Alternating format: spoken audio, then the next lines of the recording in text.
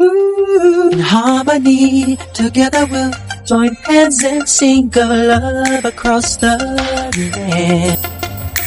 2300 Jackson Street. 2300 Jackson Street. Est-ce que vous saviez que les frères Jackson ont quand même tenté l'aventure après le départ de Michael? Profitant que le jeune frère prodige ne soit plus en promo pour officialiser leur grand retour, cependant, ils vont quand même convaincre leur frère de participer à une des chansons de l'album. Un événement familial, écrit rien que pour rendre hommage à leurs parents. Il est temps aujourd'hui qu'on parle du discret mais sous-estimé 2300 Jackson Street. Commencez pas avec mon accent.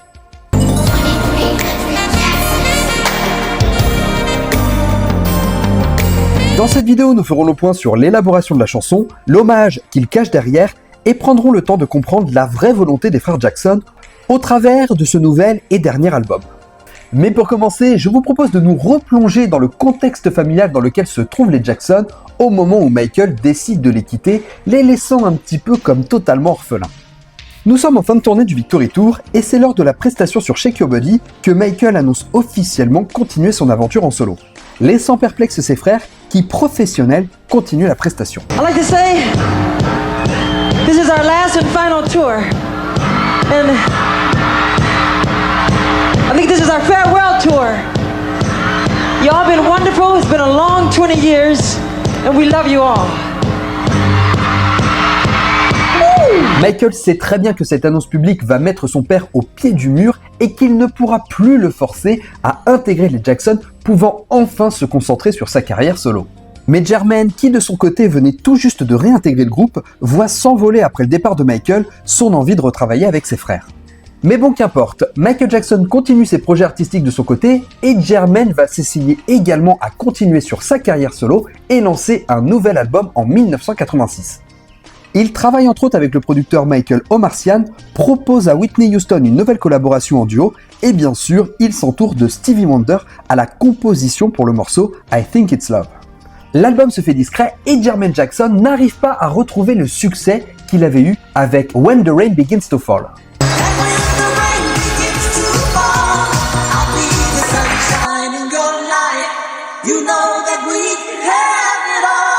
Mais le temps passe et à y réfléchir, est-ce que le départ de Michael Jackson ne serait pas d'une certaine manière une opportunité pour Jermaine Jackson de reprendre enfin le lead dont il avait toujours rêvé? Une place qu'il reprend de droit car Jermaine Jackson était initialement prévu pour être le leader du groupe à une époque où Joseph Jackson ne connaissait pas encore le talent musical de Michael. Étant encore en contrat chez Epic, les frères Jackson décident de livrer un nouvel album et cette fois-ci avec une direction artistique bien plus travaillée que celle de Victory. Jermaine rassemble la fratrie, à l'exception bien sûr de Michael. Cependant, Marlon Jackson, qui de son côté aussi voudrait pouvoir se concentrer sur des projets plus personnels, décide de ne pas suivre ses frères. Les frères travaillent sur l'album et s'entourent des producteurs de Jermaine, L.A. Reid et Babyface pour donner la direction artistique. Jermaine Jackson fait également appel à un producteur qui ne vous sera sûrement pas inconnu puisqu'il s'agit de Teddy Riley.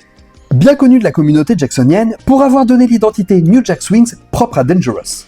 Et au sein de cet album, une chanson particulière est travaillée par les frères Jackson et pour le coup, il ne pouvait se passer des deux autres frères Jackson, à savoir Michael et Marlon. Une idée folle de rendre un hommage tout particulier à leurs parents, mais surtout pouvoir offrir au monde la véritable image que les Jackson étaient une famille unie. Il ne fallait pas plus d'arguments pour Michael et Marlon qui acceptent de participer au projet. Cependant, Michael veut que les choses soient claires et préfère enregistrer seulement quelques phrases et ne pas trop participer au titre. Les quatre frères enregistrent le morceau ensemble, le produisent et travaillent sur le mixage avec Teddy Riley. De son côté, Michael Jackson enregistre ses prises à distance, sachant qu'à cette époque, il n'avait pas encore rencontré le producteur. Les sœurs sont également conviées sur le titre, Rebbie enregistre ses parties et Janet va également offrir de jolis adlibs sur la dernière partie du titre, qui seront d'ailleurs extrêmement bien mis en avant lors du clip vidéo, mais ça, on en parlera un peu plus tard. Surtout que Janet est quasiment la seule de la fratrie à s'être émancipée du succès de son frère, ayant conquis son propre public avec l'album Control.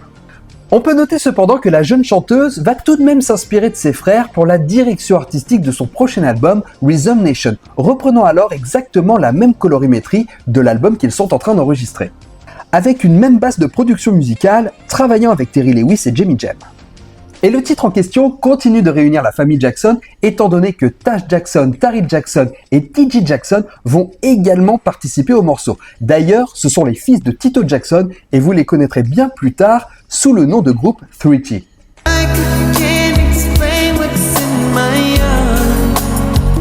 Les enfants de Jermaine et Marlon apportent également leur pierre à l'édifice en enregistrant les chœurs de la chanson. Et oui, vous avez tout à fait raison, vous ne m'avez pas entendu la citer tout simplement parce que LaToya Jackson est la seule de la fratrie à ne pas participer au morceau. À cette époque, LaToya Jackson s'écarte un peu de son clan qu'il avait pourtant tant protégé. Sous l'influence de son mari de l'époque Jack Gordon, qui devient son producteur et cherche à donner une image à la jeune femme beaucoup plus sulfureuse en posant dans le magazine Playboy. Gordon profite de son emprise et va écorcher l'image de la jeune femme, lui permettant ainsi d'attiser la publicité, mais également de l'éloigner de ses proches. Now, it looks like their biggest fear may have come true, and they want her home more than... Mais malheureusement, l'image de la jeune femme à ce moment-là n'est pas compatible avec ce projet d'idée de famille unie, préférant alors l'écarter du titre. Et autant d'un point de vue communication, je peux comprendre cette décision, mais d'un autre côté, c'était peut-être l'occasion de sauver LaToya Jackson des griffes de Jack Gordon. Car la jeune femme était réellement en détresse à cette époque, battue par son mari qui lui impose ses choix artistiques. Et qui va lui valoir d'ailleurs cette terrible interview où elle révèle des choses affreuses sur Michael Jackson, qui bien sûr étaient totalement fausses et ficelées par Jack Gordon. I must tell you that this is very difficult for me. That Michael is my brother. I love him a great deal, but I cannot and I will not be a silent collaborator of his crimes. I love Michael very dearly, but I feel even more sorry for these children because they don't have a life anymore. Mais rassurez-vous, par la suite, LaToya Jackson a démenti tout ce qu'elle a pu dire et Michael Jackson lui a bien sûr pardonné. C'est en compagnie de Tito, Jackie et Randy que Jermaine travaille sur le titre familial qu'il intitule sobrement 2300 Jackson Street. Un titre évocateur pour la famille qui a vu chaque enfant naître et grandir à cette célèbre adresse de Gary dans l'Indiana. D'ailleurs, le titre est tellement bien trouvé qu'il va servir également de titre pour l'album. Les 4 frères décident alors de poser devant la maison de leur enfance pour faire la pochette de l'opus. Cette image en noir et blanc qui veut marquer un côté ghetto plus affirmé par rapport à l'identité de l'album et sa direction artistique. D'ailleurs, cette ambiance un peu ghetto n'est pas sans rappeler la pochette de Bad, car pour rappel, l'album va sortir en 1989, soit 2 ans après la sortie de l'opus de Michael. You ain't bad, you ain't nothing! You ain't nothing! Mais bon, gardons en tête l'objectif principal des frères Jackson avec cet album, à savoir prouver qu'ils ont leur place sans Michael dans le paysage de la musique. C'est pourquoi ils décident de ne pas capitaliser sur le titre 2300 Jackson Street dans un premier temps, ne voulant pas se servir de la présence de Michael sur l'opus pour promouvoir leur album. Et c'est près de 6 mois avant la sortie de l'album qu'ils décident de promouvoir avec un premier single, Nothing That Compares to You.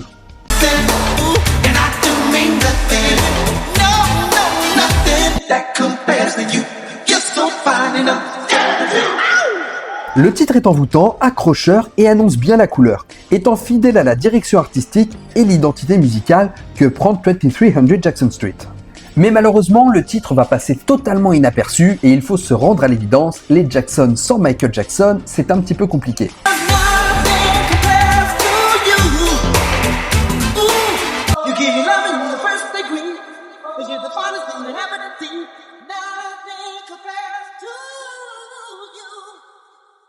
Déjà que quand on y réfléchit, même quand Michael était avec ses frères, les albums des Jackson se vendaient beaucoup moins que ses albums solo. J'ai d'ailleurs moi-même fait partie de cette catégorie, ayant finalement découvert l'album assez tard, hormis bien sûr le titre éponyme. Jusqu'à ce que je me décide à lui donner une chance, et je dois dire que j'ai vraiment pas été déçu. La chanson éponyme est finalement choisie pour être le 2e single promotionnel au moment de la sortie de l'album. La chanson va également s'accompagner d'un clip vidéo réunissant alors tous les Jackson, à l'exception de LaToya Jackson et Marlon Jackson. Les frères Jackson font appel au réalisateur Greg Gold pour mettre en boîte le métrage. L'idée étant de montrer la famille Jackson sous un angle plus intimiste, offrant alors l'idée d'une famille idéale partageant un repas le dimanche après-midi comme n'importe quelle famille normale. Et tous les éléments y sont, les enfants qui jouent dans le jardin, le barbecue qui grésille et les grandes tablées qui se passent les plats avant de se réunir tous ensemble pour prendre la photo de groupe, surplombée par les plans de chaque Jackson qui interprète sa partie de la chanson. Et comme pour le titre, Michael Jackson se fait plutôt discret, apparaissant à quelques instants pendant le clip vidéo. 2300 Jackson Street.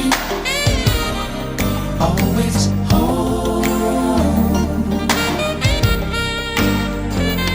Aperçu à quelques instants familiaux qui semblent naturels jusqu'à son apparition au moment de ces 2 lignes chantées dans le morceau. Harmony, together we'll join hands and sing a love across the land. Janet y fait son apparition de manière plus remarquée, avec un visage souriant démontrant parfaitement le bonheur qu'elle ressent à participer au morceau de ses grands frères. Now the stage is set, curtains up, crowd watch your name. Give a smile, yeah, do your best. Et même si on pourrait le croire, il faut savoir que le tournage ne va pas se passer dans la maison familiale à Encino, mais dans celle de Tito Jackson, bien que celui-ci habite tout de même dans la vallée d'Encino à Los Angeles. La vidéo va s'ouvrir sur une interview des doyens de la famille, à savoir Catherine Jackson et Joseph Jackson, et va s'entremêler d'images d'archives de la famille Jackson, symbole de tout ce qu'ils ont construit. Et même si tous les membres de la famille apparaissent, il est évident que les 4 frères leaders de la chanson apparaissent un peu plus en écart pendant le clip, s'élevant un cran au-dessus, étant accolés tous les 4 sur les plans où toute la famille est présente, chantant et bougeant en chœur, bien décidés à ce que les 4 leaders de la chanson soient bien identifiés par le spectateur.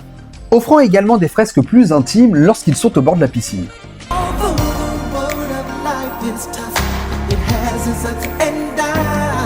Comme si le soir tombait, il faisait le bilan de cette journée.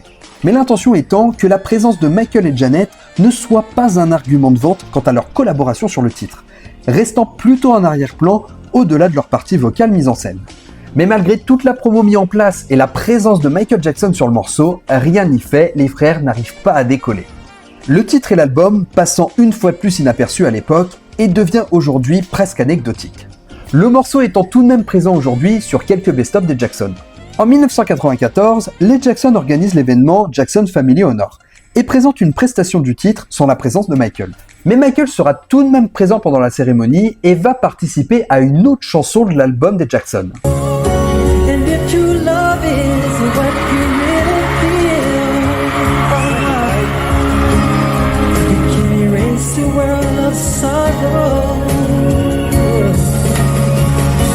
Interprétant le morceau des frères If You Only Believe, accompagné de Céline Dion. «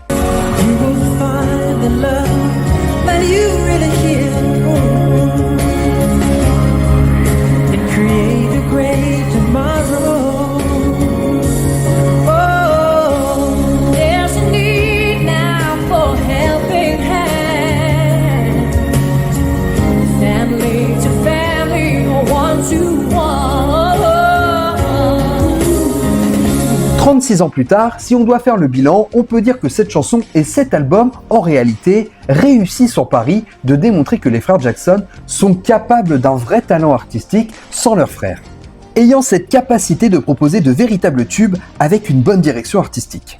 Car il faut reconnaître que l'album en lui-même retrouve l'essence de ce que doivent être les frères Jackson, c'est-à-dire unis dans l'identité artistique, avec de superbes morceaux qui auraient mérité bien plus de visibilité et de réussite en termes de chiffres. Parce que personnellement, je trouve que l'album 2300 Jackson Street est bien plus abouti en termes de direction artistique que son prédécesseur Victory. Et ce, malgré l'absence de Michael. Jermaine s'essaye tant bien que mal à être le nouveau leader Jackson, mais peine à émanciper son affiliation avec son petit frère, qui ne lui permet pas de sortir du sillage de Michael, comme Janet a réussi à le faire, trouvant alors son public. Car il faut dire les termes, si l'album est boudé, c'est parce que Michael Jackson est absent, mais en réalité, cet album est vraiment réussi. 2300 Jackson Street méritait qu'on lui laisse sa chance, et je recommande fortement à tous ceux qui sont passés à côté de prendre le temps de lui offrir un nouveau souffle. Et je compte sur vous, une fois que vous l'aurez fait, de me dire dans les commentaires ce que vous en avez pensé. Et c'est là-dessus que nous terminerons cette vidéo. Merci beaucoup de l'avoir suivi jusqu'au bout, j'espère qu'elle vous aura plu. N'hésitez pas à liker, partager, commenter, c'est ce qui aide le plus la chaîne. Vous pouvez également devenir membre soutien et avoir accès à du contenu en avant-première. En attendant, pensez à vous abonner pour ne pas rater les prochaines vidéos. Moi je vous laisse, ciao les amis.